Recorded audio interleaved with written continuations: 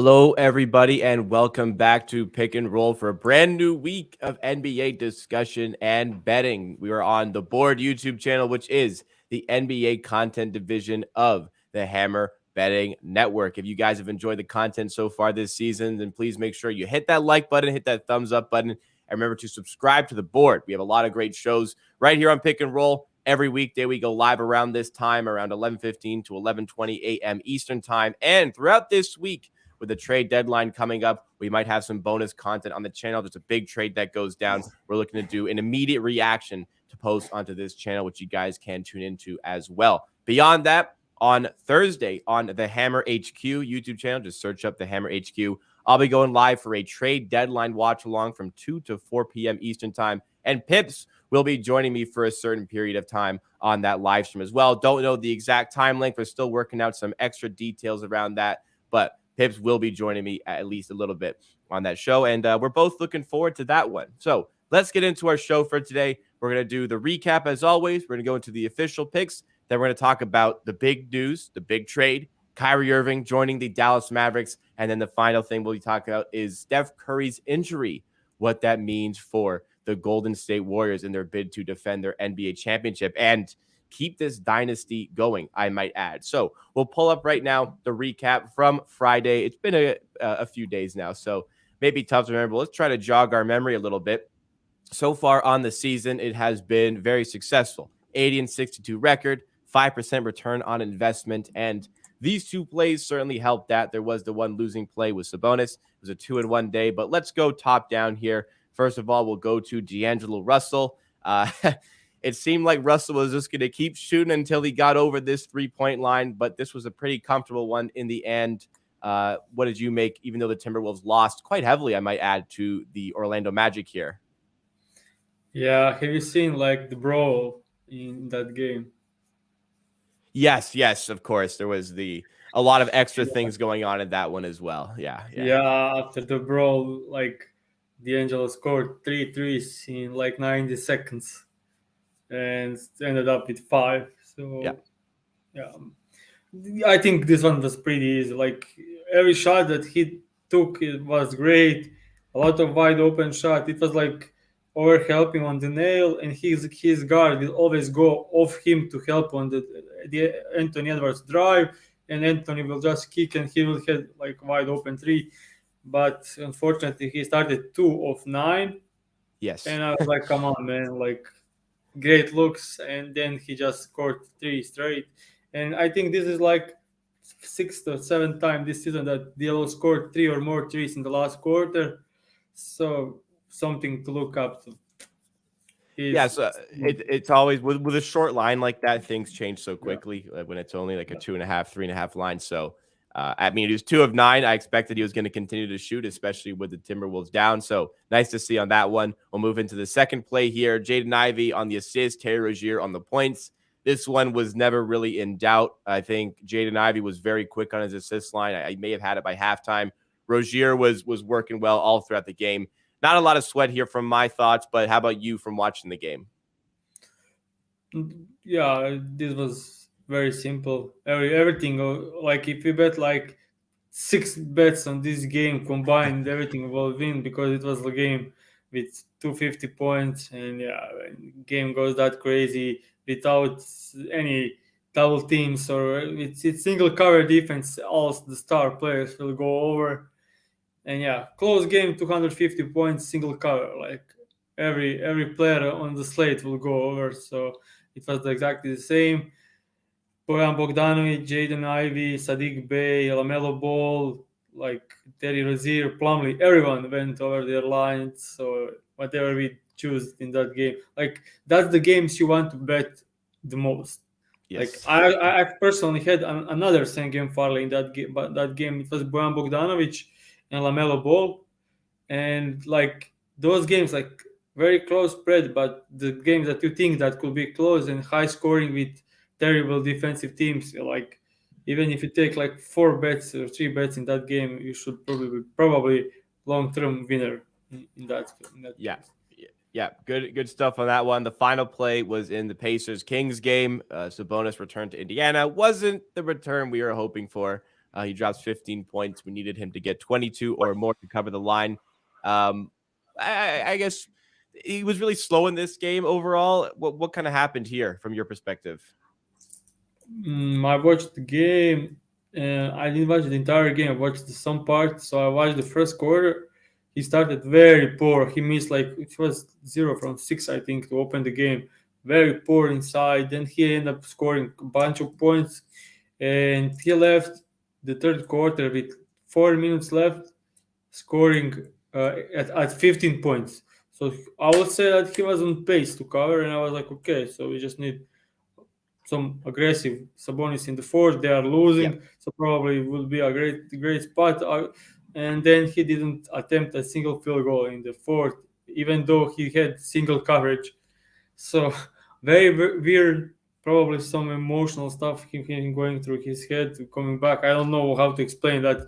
Without Fox, you don't think a single field goal attempt. Yeah. And I understand sometimes when he gets double teams or like swarming inside, so he doesn't want to force, he wants to get everyone involved. But this was just the game that he didn't aggressive enough, and yeah, that's the gamble betting on guys like Sabonis. Yeah, and the day before we bet on AD against Miles Turner in single coverage, so you went right back to the same sort of handicap for Sabonis, and AD took advantage of that. And I guess it's a little bit strange how Sabonis didn't even attempt to take advantage of that in Yeah, the fourth quarter. Sabonis played even more minutes and attempt the more than like Davis had 27 field goal attempts and Sabonis had 13. So yeah, and without Fox, who usually takes like 25. So that's weird part, but yeah, Yeah, nothing we, to we do take about it on the chin. It is a winning day on the Friday, so we'll move on and hopefully find some winners today. Let's move now into the official pick segment of today's show. We have two official same game parlays coming your way. First of all, we are going to a pretty significant matchup with even more significance as a result of a big trade that we're going to talk about. But the Clippers are facing the Brooklyn Nets today. Brooklyn obviously going to be without Kyrie Irving here. This is their second game without him because they sat him out in their previous game. But a brand new era is about to start for the Brooklyn Nets, kind of. We'll see what transpires there, but we are focusing on the Clippers side of things, and we're going with Kawhi Leonard and the Clippers on the money line. Rare money line here. Take it away, Pips. So we are betting Kawhi Leonard over 24.5 points combined with Clippers money line, which we get plus 100 at DraftKings. So I'll just say, like, first off, I'll just read the potential starting lineup for Brooklyn Nets, and it's Ben Simmons, Edmund Sumner, Joe Harris, Royce O'Neal, and Nicholas Claxton. So there is no KD, there is no Kyrie, there is no Spencer yet, there is not Finney Smith yet. So like, I don't know, this team looks bad for me. A very And they short, sorry, in it's the a last game very big spread. against the Wizards, the Wizards played with, I think Kuzma got injury, Porzingis was fouled out, and Bill was out. And they were down 25 before Cam Thomas started like shooting the lights out and won in a close game. I don't think this happened with tonight with this Clippers team. So Clippers won like 7 out of the last 8, and the only loss was away at the Bucks by 1 in a game where Kawhi Leonard shot 7 from 26, so 25% from the field, and they lost by 1 against the Bucks, and Giannis scored like almost 50 points. So I just think Clippers win this easily, but hopefully not as easy like I want. Yeah. So I was trying to bet regular line on Kawhi Leonard, and I was like, I'm afraid of a blowout here. So let's bet Clippers. Makes sense. And get the lower line from Kawhi so he can cover this in 3 quarters because he should probably play like he's playing entire first and third. So he should get like 30 minutes or 31 minutes, even if this is a blowout. So with those minutes, I think he can cover this line against the Nets without much problem. And also Ben Simmons is questionable, so probably I think he will be out too. So I don't know who is going to defend Kawhi Leonard. Yeah, not a great matchup for Kawhi here, and I like the explanation because there's obviously a blowout threat here. Can't ignore that. But if they do blow out the Nets, it will be largely due to the sections of the game in which Kawhi Leonard is going to be getting the bulk of his minutes. So that's a great way to circumvent that. Clippers, like I don't know. Like obviously Cam Thomas has had some pretty crazy games, but that lineup just should not have enough to beat this Clippers team. Hopefully everything goes well from a Clippers standpoint in terms of who's going to be I playing. But also, yeah, I also think I think -7 is the spread you can get, the best line, and I think that should be like -10. interesting. Like, So a little yeah, bit of extra sauce on yeah. that one. If you guys want to double dip maybe a little bit, go with a half unit somewhere else or however you want to spend it. But that could be I an would interesting play actually as bet. well. I would actually bet the spread, but the usually don't do that. But this is a great spot. But I'm a bit like, okay, they went to the overtime with the Knicks, and I didn't like how they played in that game, but still end up winning by 6. So like when things like I think they could play a great game tonight, and I think healthy Kawhi Leonard played 38, 34, 39, 39, 40 minutes. So healthy Kawhi Leonard, healthy Paul George, Norman Powell shooting the lights out. Yep. Yeah, they have the Zubas to defend inside. Cam Thomas won't be able to get to the rim as easy as the last game. Yeah, Marcus Morris. I think this Clippers teams like they are now like on the edge of being top 5 in the NBA when they are this healthy and playing. Finally, like they had like 9 out of the last 10 games together, Paul George, Kawhi Leonard, Norman Powell, and everyone else. So finally getting some minutes and time together on the court, and they won like 8 out of the last 9. And yeah, it's finally showing that they could climb their way up to the top of the West. Yeah, really showing this stuff. Like they got to be beating this Brooklyn team. So, like that spot. First one. Let's go to the second play of the day. We're going to the Bucks, who are playing against the Portland Trailblazers, and Giannis Holiday, 2 All-Stars, both feature on this same game parlay. Yeah.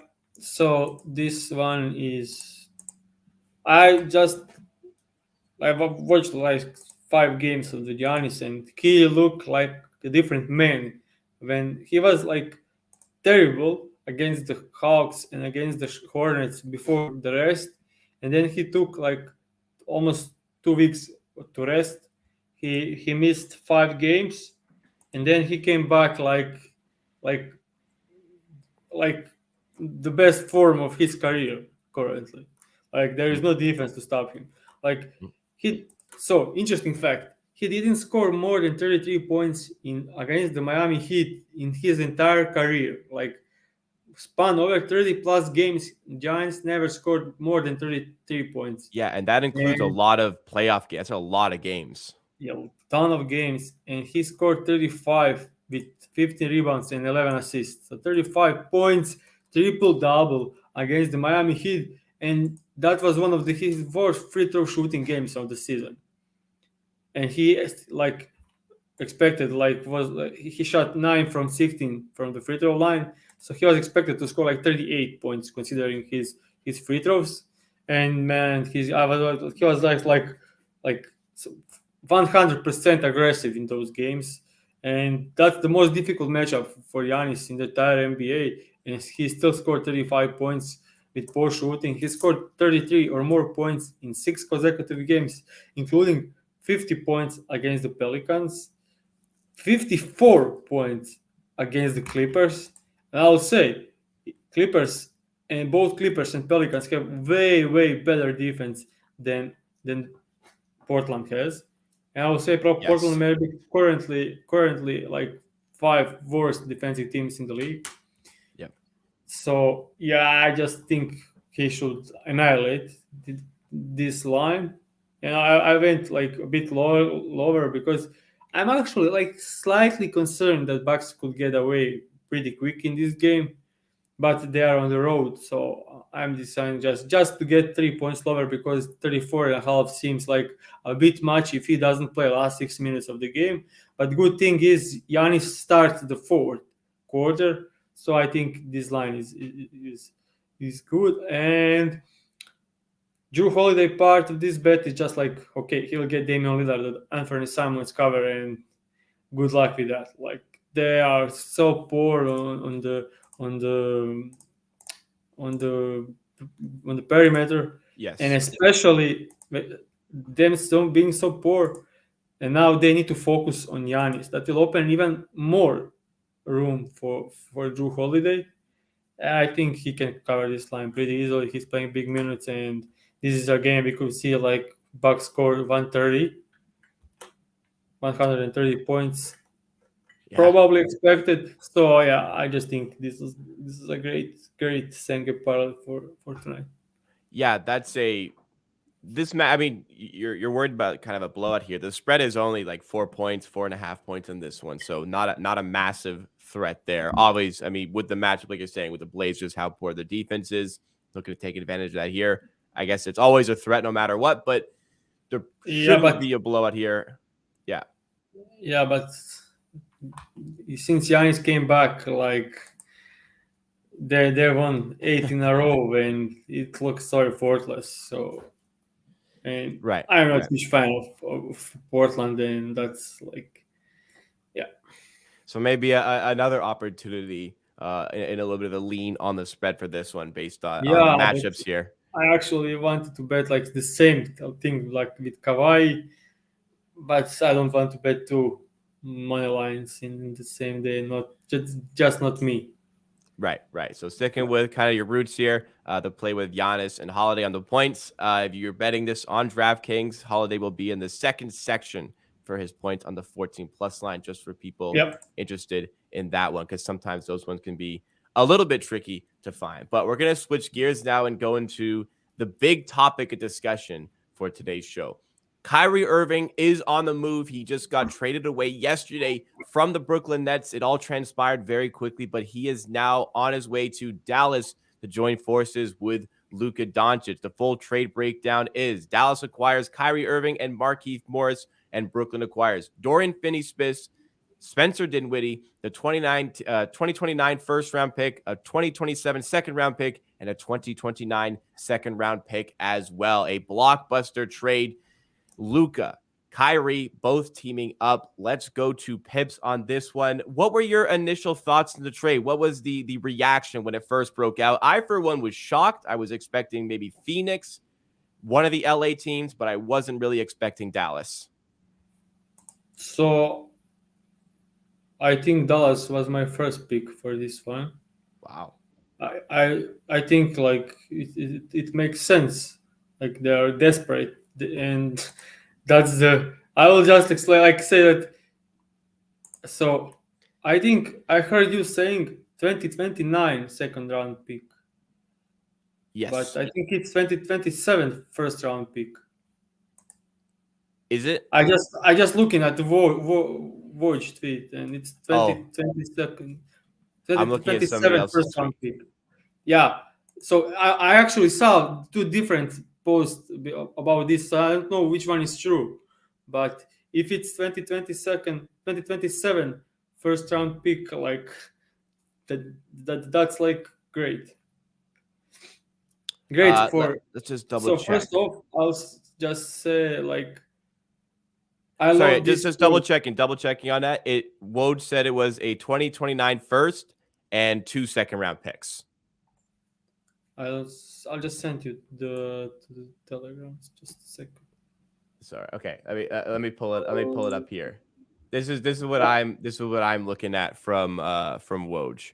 So he's got clarification on the initial tweet where he said the 2027 first round pick and second round picks. This is clarification. Yeah, I watched the one a bit earlier, posted a bit earlier. So, yeah. So originally it was 27, but it was clarified later to 29. Okay, yeah. So when I saw 2027 being first, like, oh, that's a bit too much. But 2029 is like in 6 years, so I just don't think about it like that much. But it could be for some teams like something to trade in the future. So sure. So first off, I actually wanted him in Miami Heat. Like that was my like I want Kyrie to Miami Heat because they will be like instant contenders. Like they can beat everyone in the entire league with Kyrie Irving because they have so many defensive pieces and need just one player like Kyrie to be contending. You just can't rely on the hero to do that. Like Kyrie is just like twice the player hero is. Mhm. So I was rooting for it, but I somehow expected. I actually talked about it with my friends, couple of them, and I like was Miami Heat and Dallas. That was like for me two destinations. I wanted Miami, but I slightly was concerned about him going to Dallas, and I will just explain why concerned because I think Dallas didn't do anything with it. Like I don't see it. Like they went from the Kyrie, he could leave in the summer. Okay, they open up a ton of space and they can sign players, but I didn't check who everyone that's going to be free agent. Last season was kind of poor in the free agency besides Brunson, but I don't know what's this Even season probably so, better. even so, for Dallas to take a gamble with free agency, I'm not sure who's going to be available either, but that's a They weird gamble for Dallas to take. Yeah, and that's two terrible gambles. Like you're gambling on Kyrie, who is like he can be like, okay, I'm fun 2 weeks, and after 2 weeks, again some crazy stuff. Yeah, just gamble on him. Also gamble on him resigning. You never know what Kyrie. I don't think Kyrie Irving knows what Kyrie Irving will do. Yes. Like that. That's completely enigma. And defense, man. They traded their best defensive guy, and now you have a lineup with Luka Doncic, Kyrie Irving, and Christian Wood. Like you need to have like prime Pippen and Hakim there to be average on defense. So I don't think this kind of moved the needle for Dallas. I think we'll see like a ton of zone defense moving forward because like that's the only way this could work. Yeah, I'm just not. I when I look at this trade, I think Nets are winners. They kind of got the best season of career for Spencer Dinwiddie. He's like 18 scoring 18 points and I think 5 assists on average with way above average shooting efficiency, like 40% from three, 60% through shooting, like the best Spencer Dinwiddie we ever seen. Yeah. And they got Dorian Finney-Smith, like amazing defender. Like I'm huge fan of his defense. Like I just love him. Like he's a wing that can be a point of attack defender and still doing all kinds of work off the ball and in the lanes. And I just love Dorian Finney-Smith. And he can shoot wide open threes, which is great. So great 3D guy. But I also think like and they got the draft capital also, so this is a good move for the Nets, whatever they decide. But also with a carry out, I don't think they have that what's needed for them to win. I will say from a Brooklyn perspective, this is probably the best they could have done the way Spencer Dinwiddie's playing and the draft capital they got back. I think they did a great job of doing this quickly before it got to the point like Wednesday, Thursday, like, okay, either you trade him and you take what you get or you lose it for nothing. So I think they did a good job there. From Yeah, Dallas's perspective, I think that's like fine valuation for Kyrie. It's just like you said, like the defense is the biggest thing. Doncic, Kyrie, Christian Wood all on the same team, like how do they really expect to compete for a championship there? The odds have shifted just specifically from BetMGM. The consensus odds were around plus 2,000 on Dallas, maybe a little bit higher. They're down to plus 1,400 on BetMGM. I've seen a lot of books around the same thing over there.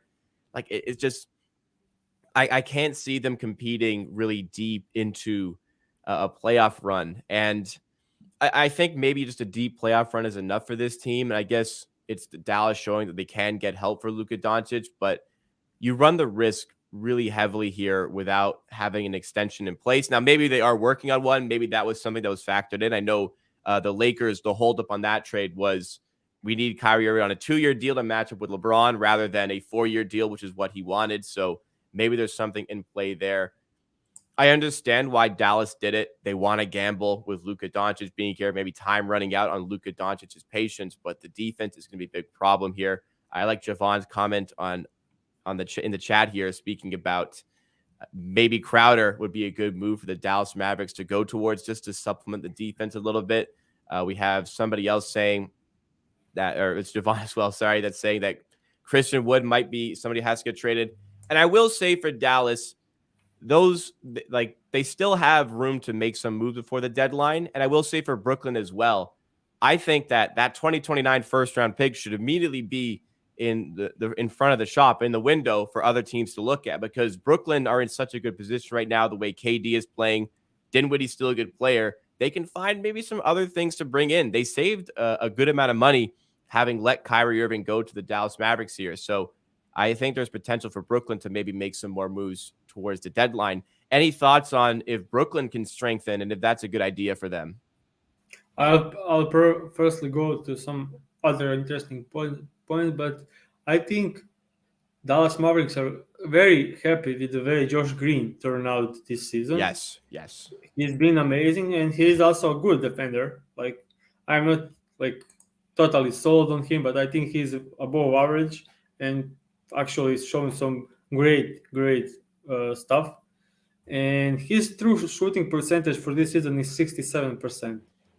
That's like better than KD. So of course he's not self-creating anything, but he can be a great 3-and-D guy. He's shooting 41% from three, and this could work because if he can, but putting all like he needs to be like fourth guy on this team. I don't think he's ready for it, but you never know. Like Jason Kidd maybe knows something we don't. So like this could be like okay, Reggie Bullock is also started shooting well over the last couple of weeks. He's also a good defensive player. They now have George Green, good defensive player. Like they could have someone like and stagger minutes heavily with Irving and Doncic, and that could be great for the regular season. When the playoffs come and you need to play your best guys the most minutes, and it will be a problem on defense. And the second part, you asked me about Nets moving along with this. Yeah, the pick they got. I would love for them to move Ben Simmons, but I don't think anyone at this point in the league will offer anything for Ben. So that's the huge problem. So they lost the Harden trade because Harden looks amazing, like even better than in the Nets. So they lost that trade, and with that losing trade, I think I imagine if they won that trade, like if they get something positive in return for James Harden, like they are great this season. Like with the amount of players missed time, they are great. Imagine if they had player instead of Ben Simmons, like that will be Yeah. amazing. But I don't know. Maybe Kyrie even maybe Ben Simmons is probably additional reason for Irving moving out because I don't think anyone is happy there. Like we have KD out with injury. You need to play with Ben Simmons all the time, and yeah. But yeah, I think Ben Simmons is the main reason I'm not that high on the Nets because what do you do with him? Like I watched the games and he is like only thing he does on offense against the game against the Utah Jazz. Only thing he was doing on the offense is setting screens, like nothing else. Like and yeah, and then he got in the foul trouble and he can defend, and you can't have him on the floor in late in the fourth. So you traded James Harden for it, like yeah. From Ben Simmons, obviously they'd like to move him. I'm just kind of thinking around the league who'd be willing to take him. I honestly think not. I wouldn't want this, but I think Toronto could be somewhere he goes. But like his contract is so bad. He's making $35.5 million this year. I just pulled it up. He's making $38 million next year. And then he's making over $40 million in the 2024-25 season. Like, No one wants that. How can any team take that on? How can any team actually take that on? And maybe like somebody's asking here, Aaron is asking in chat if perhaps Ben Simmons could turn into the backup center, which is crazy. Is there a chance that maybe because you lost your primary ball handler, does Ben Simmons get the ball back in his hands, play somewhat of the role he had with Philadelphia? It really seems like, at least this season, the but confidence from a shooting but standpoint isn't coming back. Do you think any of these possibilities could come to life here? but he is playing backup center this season. Okay, well, there you go. Like, Yeah, I yeah, suppose. he is like 100% staggering his minutes with Claxton, We can't have and in both the on the second floor. unit That's the he's playing thing. the center. Yeah, and they start, and Ben Simmons moves out after 4 minutes and comes back to play backup C. That's what he is doing this season. Like, he's like Draymond Green role, but Draymond Green is better Less. on both sides on the court. Yeah, so Draymond like Green's better on at offense than least Ben Draymond Green Simmons. will, That's what we've come to. yeah, and better on defense also, which is like the bread and butter for Simmons. Like, only reason you have him on the team right now is because he can defend, and I think Draymond is still way better there. So I don't know that's why I've developed a bit of a soft spot for Ben Simmons. I just hate to see somebody's career fall off like this. I yeah, just think the best thing for him is he has to get salary dumped somewhere like a Charlotte or Detroit or something, and just give him like all the tools to get the ball again and see if he can find anything. But there's nothing that's really suggesting here that he's going to get that back. So but uh, I will say Ben has the skills. Ben for has the sure, skills to be like 18, 8, and 8 guy. He has the skills. That's not even questionable. But yeah. if he doesn't, like, if it's mental, like, what do you do? Like, do you trust him to turn around? That didn't look well over the last 3 years for the 76ers, and now the Nets. Like, he's not healthy anymore. He's getting like health issues and injuries like every week.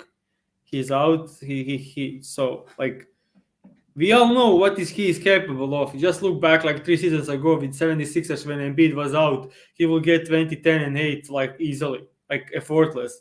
And he's still that guy. Like, he didn't forget how to do it. He just that doesn't have confidence. And one knock as well I have against him is that so with Philadelphia, his years there, he won Rookie of the Year, and then his stats stayed the same. He didn't get any better. There wasn't really much inclination from him to improve his game, to improve his shooting. Genuinely, to this day, I'll say from early Ben Simmons' career, if he'd actually worked on that 3-point game and got a three ball, he is like a near MVP caliber player because he's a DPOY level player. Offensively, he can give you 8 to 10 assists per game, 8 to 10 rebounds. The points are there. And then you add in the floor spacing as well and pair that with Joel Embiid at the time, he would have been pretty much unstoppable. But that is where we are today. So Dallas definitely gets better here in this trade, but I don't think we put it enough to get to a championship. Brooklyn, obviously, they got worse here, but I think they did the best that they could given this situation, with a lot of questions now being asked about Kevin Durant's future. There's going to be a lot of questions about this front office, losing Harden, losing Kyrie, and possibly now losing Kevin Durant. And this era has certainly failed. We'll end on this question for this topic. What do you think is the ceiling for Dallas and for Brooklyn in the playoffs? What's the max they can do with their current rosters without maybe extra trades happening by Thursday? Probably first round exit for both, but ceiling is second round exit. That's I tough. think this could be like first round exit, my opinion, but ceiling is second round exit.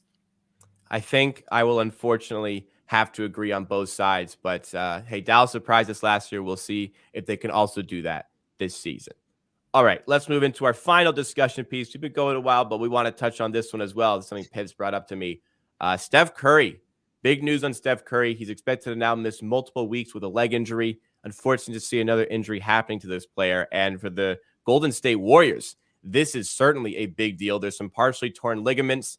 The Warriors have been struggling, and with so much jostling for positions to Western Conference, they're still perceived to be one of the favorites to win the NBA championship. But with this injury, they fall off. That could take away any championship aspirations this season. And it's once again an indication that the core they have here are not getting any younger, of Clay, Steph, and Draymond Green. And then you look at the next kind of core group of players coming in, and they're still not showing really enough to suggest they can keep this dynasty going. So the topic for this one is the Warriors dynasty pretty much at its end at this point, potentially. What do you think, Peps? Yeah, I think we are looking at Yeah, the easy. probably last. Yeah, it's simple for me because like they are currently in the eighth place in the West, and they are one win away from the Portland, and they have much tougher schedule than Portland, and you have some teams lurking around. Do you think Golden State Warriors can win both playing games against the probably teams like healthy Timberwolves, Mavericks, like Pelicans, like Portland, like I think they could beat that's Portland. yeah, but you can get like Damian Lillard 60-point game and you lose. That's one game. Like It's true. you can lose that game. Like and you need to win two. And I think they won't be 7 or 8 seed. I think they will be 9 or 10, maybe even miss completely playoff. Because I don't know. like With Curry out, they could fall even lower. Like the Thunder are creeping up. The Lakers, I'm expecting a big jump in this period beyond yeah, the trade deadline. that's what I'm saying. So if they don't make the playoffs this season, they're pretty much done. Like you're paying so much money and you miss the playoffs. Yeah. Like I don't see it, and they're getting older. And like Kyrie coming back from the like ligaments injury, that's difficult to come back. And even if he does come back this season, like he won't be like even close to the player he was throughout the first part of the season, because throughout the first part of the season he played the best basketball of his career, and they are at 500 team. So Yeah. I don't see it, and it's very unfortunate because it's joy to watch these teams when they are healthy. But yeah, I think this, and the interesting part of this is like, what if Kyrie Steve injury happens like a week later, and they go all in at the trade deadline? Like Yeah. at least they still have young players and they can go other route, but I don't think they will. I think they'll still be trying to compete and get out the best. But I think getting something for Andrew Wiggins could be, but his value is not great now that he's so poor over the last month. And they So paid I don't him. know They paid what's him the big move. time. Yeah, I don't know what's the move. So like we have Clay Thompson not playing, not great, especially on defense. We have Wiggins struggling heavily. We have Jordan Poole being like, when they are all healthy, he scored 3 to 5 points so many nights, and when everyone is out, he's like very inefficient scorer. And yeah, like whoa, I don't see it. Like there, so I don't think I would like. What would like to know is if there is like data. Didn't look up for it, but I don't know when was the last time the champions missed the playoffs while not losing any core players.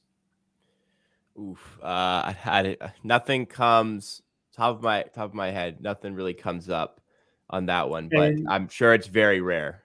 yeah, and also like not only missing playoff, but being out of the 11, like missing in playing tournament. That's like amazing, and that's huge possibility. And also they are 20-6 at home and 7-20 away. Like what's going on here? Like is that just like mental thing or something? Like So I have the numbers up here. Only 2 defending champions have ever missed the playoffs, period. and Let alone like when was the last losing time? core pieces. So last time was the 98-99 Chicago Bulls. Obviously, they dismantled that roster after the Jordan era. Yeah, So that team was that's not never going to even make the like playoffs. And the other team was the 69-70 Boston Celtics, yeah. which is the year believe that was their first season without Bill Russell. So once Yeah. again, a core piece goes away. But this is the first. This could be the first time in history that it happens with the same core. Like, If it happens, yes. and also I, in those years it was like smaller gap for the playoffs, and now you have like 10 teams going to the play-in tournament, like almost 70% of the league. So like if you miss the playoffs here, that's unbelievable. Yeah. And they didn't lose Yeah. any starter players. Like They that's just they bet heavily on this young core of like Kaminga to take a big step, probably a lot on Moses Moody to take a big step. I think they were expecting a little bit more out of Andrew Wiggins. I think they're expecting considerably more from Jordan Poole. He's like you said, like he kind of thrives just taking as many shots as possible, but he's inefficient. He's a turnover machine. It just hasn't really gone to their expectations there. And the amount of money they're investing, I think they are either the most expensive team of all time or second behind this year's Clippers, but they're one of those two. The amount of money being invested here. Obviously, injuries you can't really predict there, but it just hasn't panned out as expected for the Golden State Warriors. And you kind of touched on it, but I did want to also ask what you think their plans are going to be for the next few days here. Do you think like Kaminga all of a sudden comes into play as somebody that could be on the move, or do you think they kind of just accept what it has become here and try to just keep the young assets and plan a little bit for the future? I don't think it makes any sense to move any of these young players.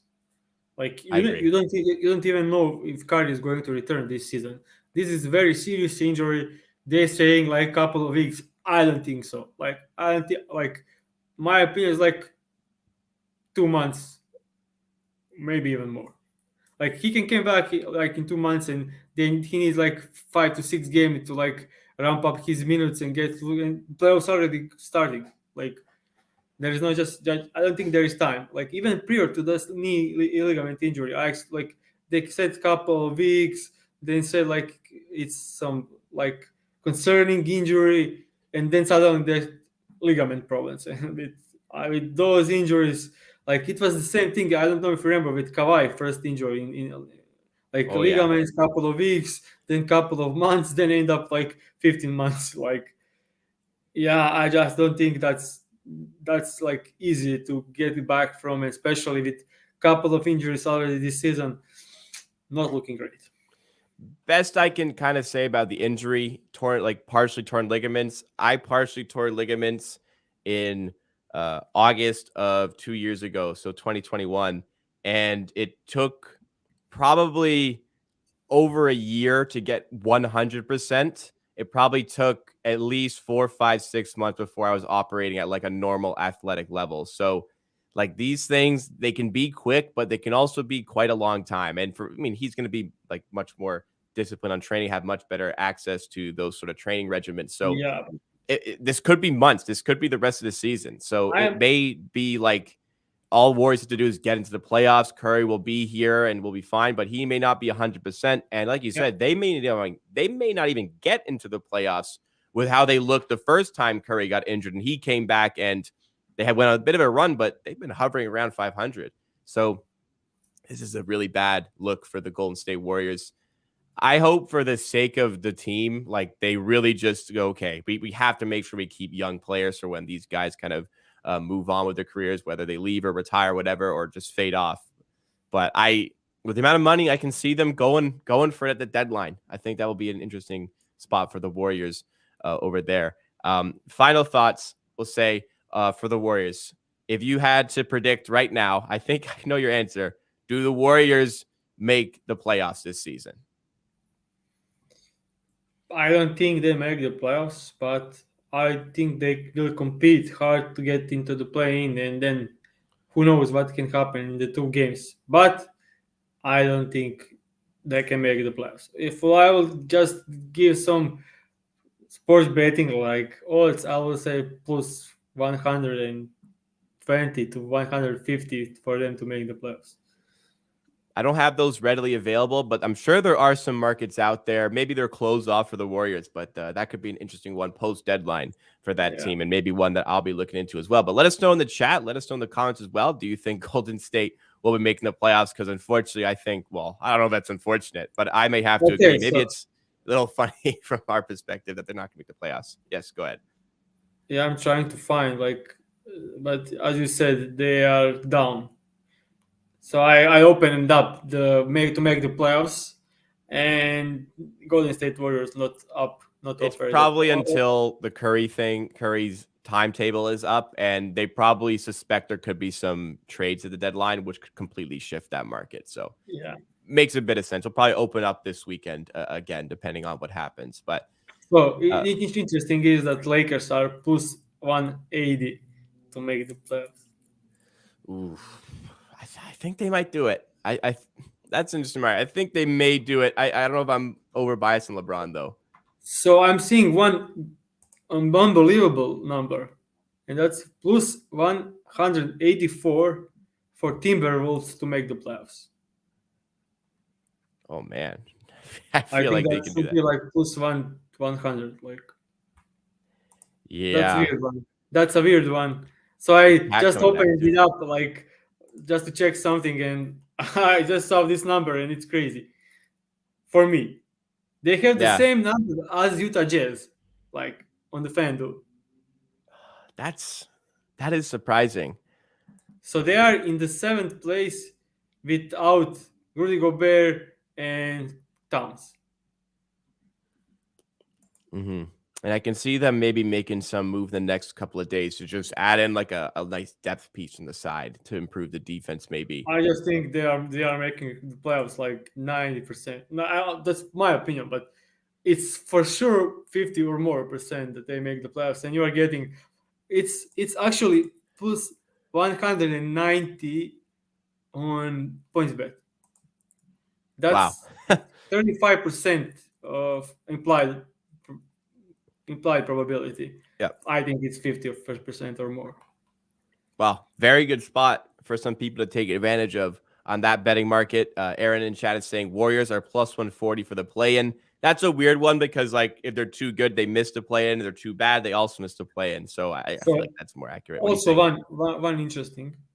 I don't know if you looked the strength of the schedule lately, but Oklahoma City Thunder has this year's remaining schedule of the season.